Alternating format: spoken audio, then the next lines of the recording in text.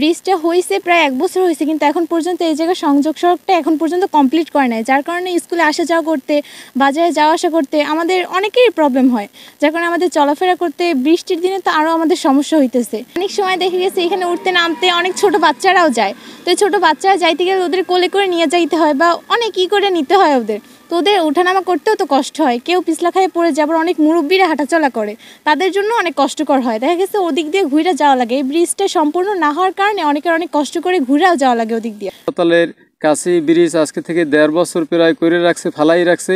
এই ব্রিজের আগামাতে এপাশ ওপাশ করা হয় না। আমাদের স্থানীয়ভাবে আমরা স্থানীয় বাসিন্দারা মিল্লা সিঁড়ি করিয়া তারপর ওখান থেকে উঠতে এসেছি, কাঠের সিঁড়ি। আমাদের চলাফেরা খুব যাতায়াত খুব কষ্ট হইতেছে, বাচ্চারা পালাইতে পারতেছে না, কোনো মাল সামানে নিয়ে পালানো যায় না, বয়স্ক মহিলারা আইতে খুব কষ্ট হইতেছে। ব্রিজের কারণে খুব সমস্যা হয়, কারণ এই ব্রিজে এই দিয়া বৃষ্টির দিনে চলাফেরা যায় না, রাস্তা এভাবে ফালাই রাখছে, তো মানুষের প্রত্যেকটা মানুষেরই সমস্যা। 2 বছরের বেশি যাবত এই জায়গায় এইভাবে ফালাই রাখছে। এই যে ঠিকাদার যিনি, উনি তো ফালাই রেখেই গেছে, উনি তো আর কিছু করিয়ে যায় না এই জায়গায়, ওই পর্যন্ত করিয়ে রাখিয়ে চলে গেছে। কিছুক্ষণ আগে এই ব্রিজ থেকে একটা বৃদ্ধা মহিলা হাসপাতালে দেখাইতে আসছে, কিছুক্ষণ আগে একটা বৃদ্ধা মহিলা বোরকার সাথে ওই বাইজে পড়ে গেছে। সেদিন আমি এই বাজার নিয়ে আসি, বাজার নিয়ে পড়ে গেছি, ওই ভাগ্যিস নিজের কোনো ক্ষয়ক্ষতিও নেই, বাজার গেছে ডুবিয়া ওই নিচে পড়ে, সে সময় আনলে জোবার পানি, ওই সময় আর কি পড়ে গেছে।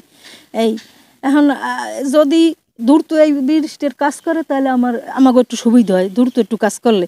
আমি আসার পরই দেখতেছি যে সামনের যে আমাদের স্বাস্থ্যকেন্দ্রের এখানে যে ব্রিজটার ঢাল নাই, এবং এখান থেকে রুগীপত্র যে আসা যাওয়া করে খুবই কষ্ট হয়, তাদের সমস্যা অনেক বেশি, এবং শিশু এবং বৃদ্ধরা তো আসতেই পারে না।